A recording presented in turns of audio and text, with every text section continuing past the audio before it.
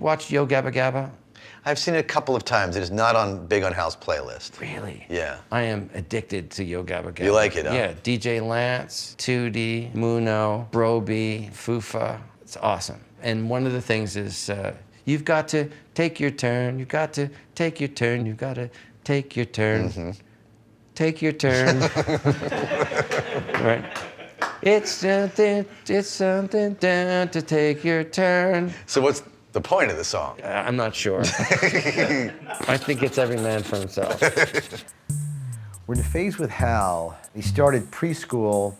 The concentration and the energy it takes to obey the rules there, interact with 20 other kids, find his way in socially, because he doesn't do that here. So I pretty much let him make up a game and I play it. The problem with that, he's been overindulged on that level, because he's had a hard transition at school. And I've watched it happen. You walk up to another 3-year-old and say, no, you have to do it this way. They just basically do the 3-year-old version of, fuck you, pal. I'll play this game the way I feel like playing it. Can you teach your child to share? That's a big deal.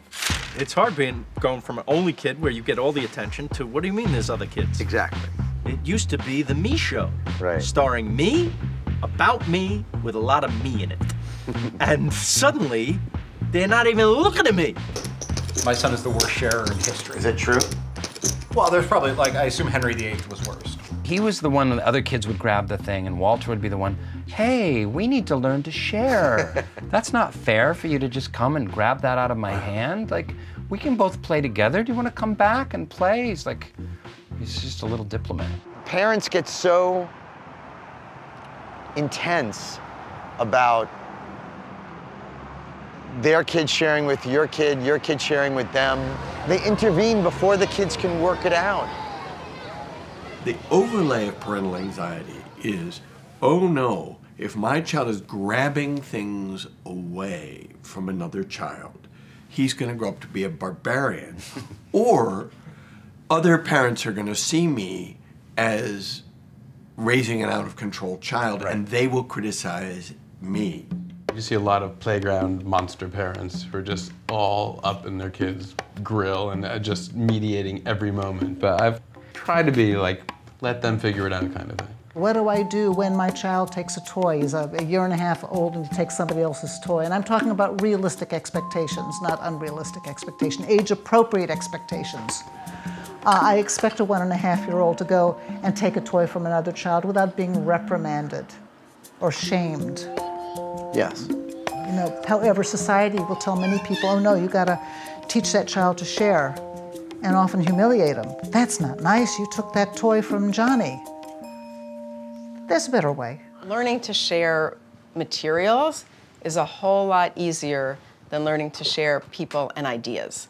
And that is a really long journey. And I think that we expect children to be able to share way too quickly. First of all, it's not a natural thing to want to share. Your child shouldn't feel like sharing. So if you bought a new Ferrari and you had it on the first day, would you feel like handing it to somebody else to drive? No, you would not. Absolutely. We don't force our kids to.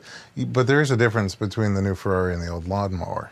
You know, well, yeah. if you don't care about your old lawnmower and your neighbor needs it to cut their grass, why wouldn't you share it with them? So we separate toys that are like, this is your toy, right? Right. And these are family toys. Starting around age 3, when kids are really trying to figure out how human beings relate to each other, right, it's a good time to start teaching them, you know, this is social capital. This is how we keep the game going. And you were onto something there, which was letting kids work out as much as they can. Right. Waiting until you really have to step in, because that's how they learn. Right. What we also want to do is prepare them for something wonderful called the human race. Totally. When you get along with others, and it's not always going to be your turn, and you got to make your, you know, from everything from the playground to the classroom to life and sitting on a bus. It's all about give and take. I found that children who are not forced to share, who are able to experience, also to problem solve, because when you force sharing, number one, it isn't natural, but the concept is it should be experiential. They should know what it feels like to be the takers and to have it taken away from. And they look at the other child's reaction, and they're going to learn that when they give up something, maybe the other child's going to feel better, and in turn it makes them feel better. I found that the advice we got to lay off as opposed to lean in, which is very counterintuitive, was incredibly helpful. Instead of going in and intervening with two kids who are pulling at a toy, you can say, maybe, can you ask him if when he's done with it, you can play with it? Or you can tell the other child, you know, when I'm done, you can have it. And with my son, at first he would want me to say that to the kid. Then after a while, he was okay saying it. It was amazing to watch. Worked for us. I don't mean to be didactic in any way here, but I think more parents should perhaps try having an open mind about those other ways to get your kid to share, besides go ahead and share! When you share, there's an underlying belief that there's more than enough for everyone. And Right. that's what we want to teach them.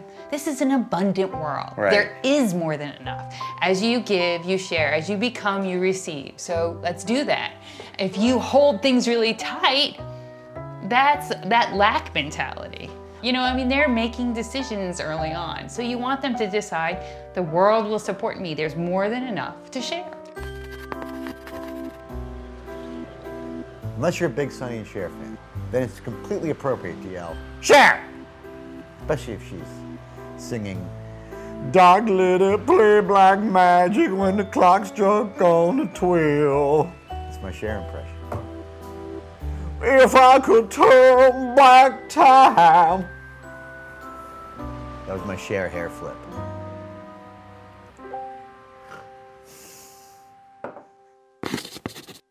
Screens are tough. Yeah. He can now take my phone and figure out my thing, and he calls people. He calls people? I have to dive on it like it's a grenade. That one I've heard them, you know, Yeah. scrolling to what app they want. Yeah. But he actually phones people. Yeah.